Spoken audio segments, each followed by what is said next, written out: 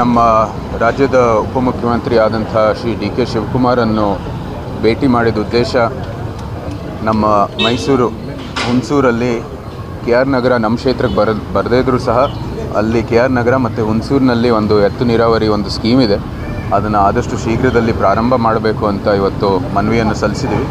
ಜೊತೆಗೆ ನಮ್ಮ ಕೊಡಗಲ್ಲೂ ಕೂಡ ಈ ಲಿಫ್ಟ್ ಇರಿಗೇಷನ್ ಸ್ಕೀಮನ್ನು ನಾವು ಆದಷ್ಟು ಬೇಗ ಅನುಷ್ಠಾನ ಮಾಡೋದಕ್ಕೆ ಕೇಂದ್ರ ಸರ್ಕಾರಕ್ಕೂ ಕೂಡ ಇವತ್ತು ಏನೇನು ಪ್ರಸ್ತಾಪಗಳು ಹೋಗಬೇಕಾಗಿದೆ ಅದಕ್ಕೂ ಕೂಡ ತಮ್ಮ ಮಂತ್ರಾಲಯದ ಮೂಲಕ ಇವತ್ತು ಮನವಿಗಳು ಹೋಗಲಿ ಅಂತ ಇವತ್ತು ನಾವು ಪ್ರಸ್ತಾಪವನ್ನು ಕೊಟ್ಟಿದ್ದೀವಿ. ಜೊತೆಗೆ ಮೈಸೂರಲ್ಲಿ ಕೆಲವು ಸೇತುವೆಗಳು ಕಾವೇರಿ ನೀರಾವರಿಗೆ ಸೇರಿರುವಂಥದ್ದು ಆದರೂ ಕೂಡ ನಿರ್ಮಾಣ ಮಾಡೋದಕ್ಕೆ ಅವರಿಗೆ ಒಂದು ಬೇಡಿಕೆಯನ್ನು ಸಲ್ಲಿಸಿದ್ದೀವಿ.